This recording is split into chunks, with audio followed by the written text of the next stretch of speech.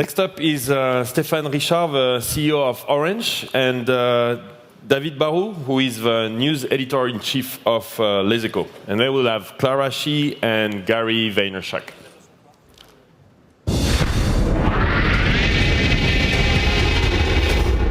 Bienvenue Stéphane. Merci, bonjour. Bonjour David.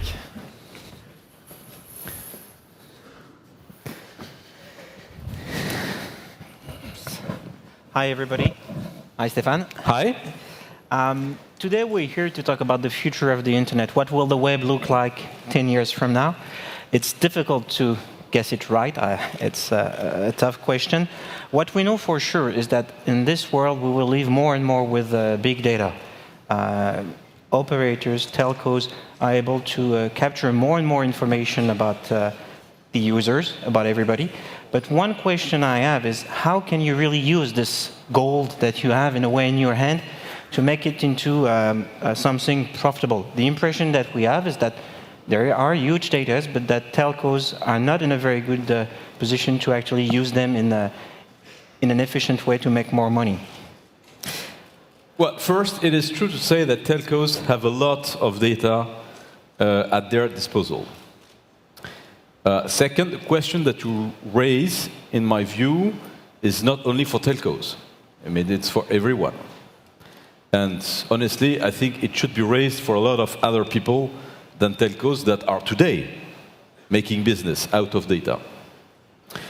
Actually, our own approach regarding big data is to consider this not as a gold mine to make profit or to make money out of this, especially trying to sell those data to third parties, but to use them to improve our service, to improve the knowledge of our customers, and to be in a better position to anticipate what they expect from us, and at the end of the day, to make this resource a useful mean for us to improve the quality of what we do. So we are not in a business approach regarding data or big data. We are definitely in a quality approach regarding the service that we provide to our customers. So you want your customers to be happy, in a sense, but don't you think that there is a loss of opportunity? Because we see that the Amazon, the Googles, the Facebook of this world are actually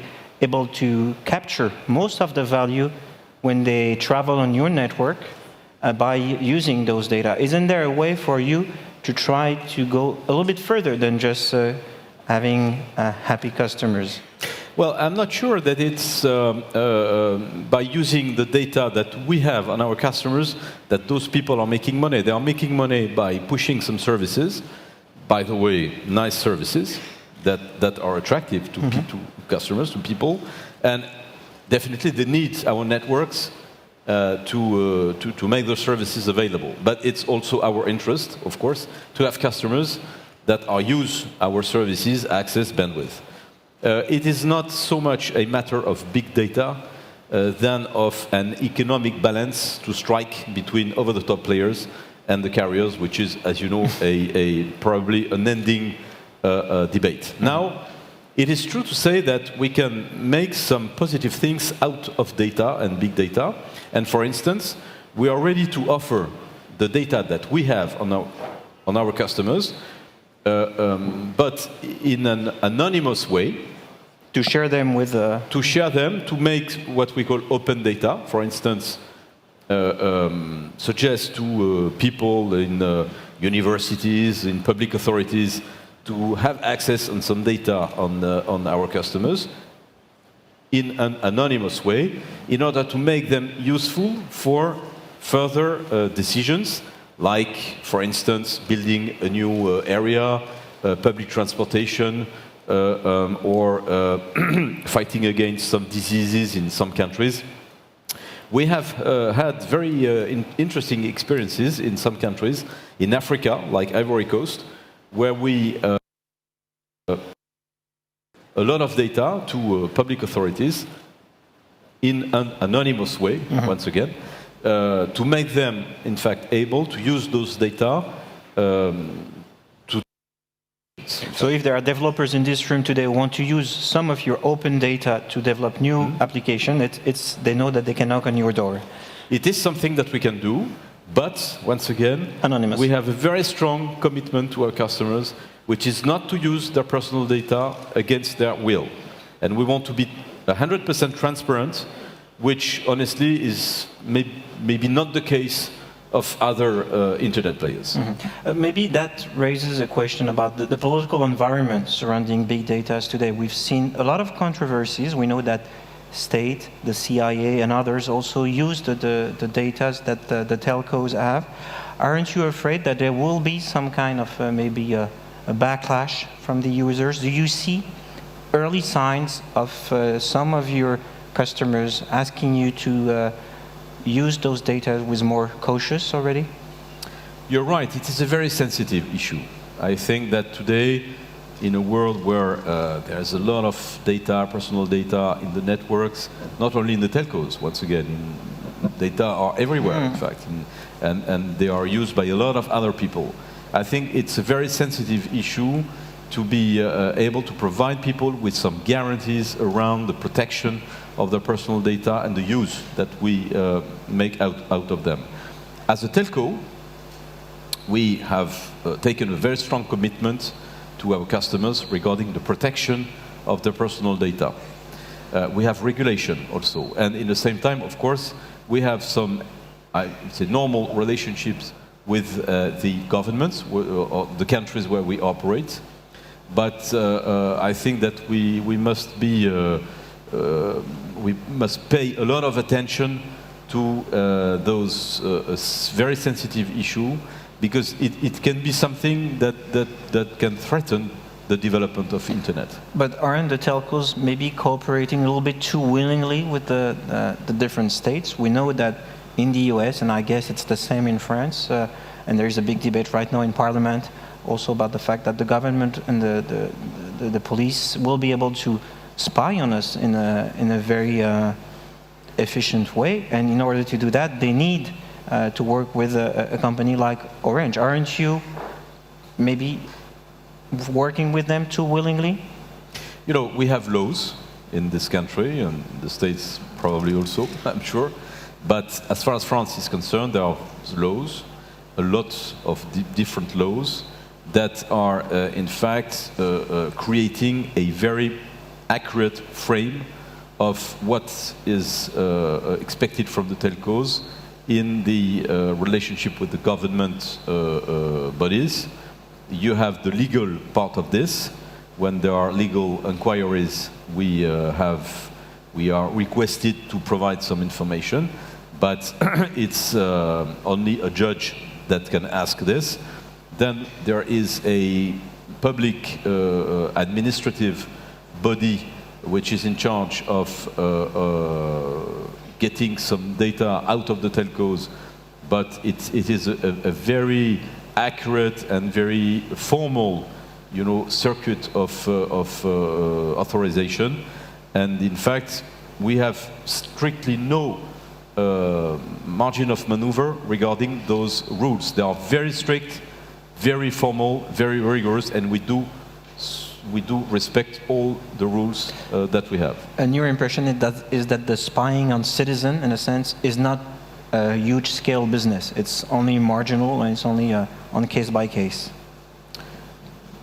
What I know is that there is some very, once again, accurate systems that have been put in place by law regarding questions of terrorism, of security, national security issues. This is put under the control of the judge for a part of it, under the control of some government bodies, but it is 100% transparent. Let me move on to another subject that made a huge headline in France, and I guess also a little bit in the US in the last few months, and I'm talking about Dailymotion. Orange is a shareholder in Dailymotion. Dailymotion was about to be sold to Yahoo a few months ago, and the deal was stopped by political reasons, in a sense.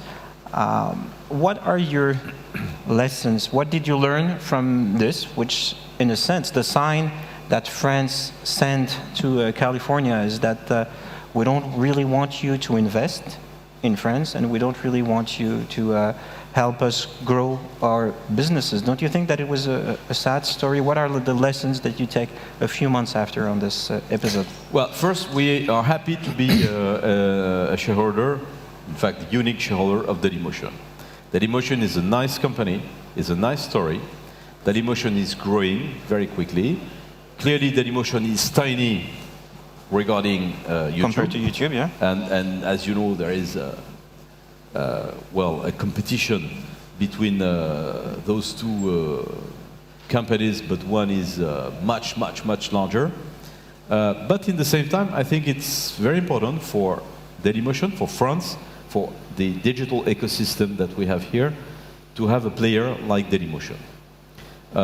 And Dailymotion is still growing quickly, 40% this year. Second, we have never had the intention to sell Dailymotion to anyone, including Yahoo.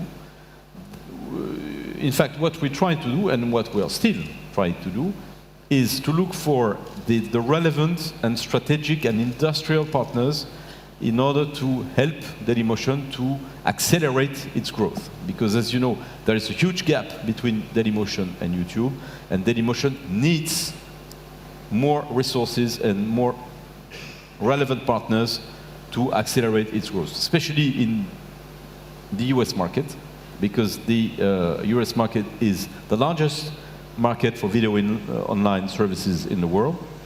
So definitely Dailymotion needs someone to help him to increase its audience in the US market, and we are still looking for this kind of partner. And then there is the rest of the world, like Asia especially, where we can also look for different partners. It is not a matter of becoming a shareholder. We are not looking for money, or we are not looking for someone to become necessarily a shareholder. It can be a shareholder in the future, minority shareholder, but not necessarily. But you know, the approach that led us to discuss with Yahoo, never, in fact, even before the political, intervention in the topic. Before this, we had never been able to come to an agreement with Yahoo, because our plan was certainly not to sell Dailymotion, but just to find a good strategic industrial partner. How far are you from finding this partner, especially for the US, where you need access to content, and you need also to broaden your audience? How far are you from this? Is it going to take a few weeks, a few months, a few years? Well, as you know, we have ongoing discussions. I would say that there is a nice probability for us to come to an agreement in the coming weeks, hopefully.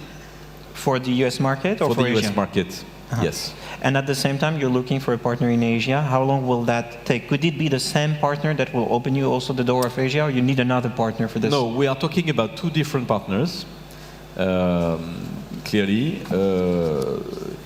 As far as the US is concerned, is a very big, I would say even a major player of the digital economy. As far as Asia is concerned, it is a regional, significant operator that could help us, once again, to increase the penetration of Dailymotion in that area. And there is room for a player that will be 10 times, or I don't know how many times, smaller than YouTube, or you think that on the long term you need to catch up, or you want to survive as a good second with a very much smaller scale? Well, you know, it's very difficult, because when you have a so dominant player as YouTube, it's very difficult to fight against this, because there is a natural flow, you know, of business that is coming to the largest platform. So it is very difficult. But in the same time, I think that everyone in the web should be interested in a minimum diversity of the landscape. I don't think that, you know, what is the best solution, the best option for the future for the web is to have a single video site, you know, for the whole world and for the whole web. I don't think that the ideal situation in the future is to have a single one research search engine for the whole web for 5 billion users in the world. I don't think that it's the same for operating systems for smartphones. So what we need is to promote innovation, is to promote diversity, is to, give to people, users, innovators, the largest possible spectrum of systems, of platforms, so that we cannot just give the keys of internet and of the world to someone, to a single one. And that is the reason why I think we need Dailymotion as a challenger, as a credible challenger in the future. Let's move on to another subject, which is bandwidth. We know that in this world where we consume more and more videos, we will consume them at home on our PC, our tablets, but we also can watch them on our smartphone. Europe is moving to a fourth generation network on mobile phone like the US. The impression that we have in France especially is that 4G will not mean higher revenues for telcos. In the US, Verizon, Singular, AT&T have been able to raise their prices when they moved on to the 4G. In France, 4G is not really already here, that the price war has already started. Is this another lost opportunity for telcos, or are you still hopeful that 4G will mean higher average revenue per users for you in the near future? Well, we are really in the beginning of the story. In the very beginning of the story. So I think we should be cautious about this and see what are going to be the uses of people, what is going to be the answer of our customers regarding this new service and new technology. But to be able to see what 4G can provide, the first thing is that we must have 4G. We must have the spectrum and the network to provide a real 4G customer experience, user experience. You have it. We have it, definitely. We bought the spectrum. We have the largest band of spectrum dedicated to 4G, combining two portions, 2.6 gigahertz and 0.8 gigahertz. And the combination of those two, frequencies enables us to provide with the highest speeds of downloading in 4G, definitely. So we have the best part of the spectrum. And then, as you know, we are currently rolling out the network. We have 4,000 antennas today, and we will double this number by the end of next year. Okay, you have it. But my question was, how can you make money out of it? Now, when you are looking at what people do with 4G, in fact, I'm not talking about the tariff plans themselves, but the uses. 4G is clearly increasing uses, video uses, for instance, access to a lot of other contents like games, in mobility, etc. So what we see is that in the UK, for instance, where we have 6 months of experience, there is 50% of increment additional use for 4G customers compared to 3G. In France, we are now above 500,000 people using 4G in France, and we are more or less in the same figure, 50% of additional use. And the translation of this in terms of additional revenue is more or less 10%, meaning that the average revenue per user for a 4G user for the same tariff plan is 10% higher than 3G. But will this last when you see that your competitor in France, Free, is announcing that it wants to give away 4G? It means that those 10% will vanish very quickly? The first thing that I would like to say here is thank you, Mr. Niel, because 2 weeks ago, he explained, I think it was in TV, that 4G was bullshit, that nobody was interested in 4G, and that it was, once again, a trap invented by operators. And 1 week later, he makes the news out of 4G. So the first point is thank you, because he realized how 4G is important, definitely, for customers. Now, when you are a customer, when you are a user, The only question that you should have is, where can I have a real 4G experience? I am going to give you a very simple figure. To provide 3G services in France, we have 18,000 sites. Okay? Today, with a lot of spectrum, once again. Today, our friends from Free have 700 antennas, 700 compared to 18,000, and they have a small portion of spectrum, which in itself is absolutely not enough to provide the quality of service of 4G.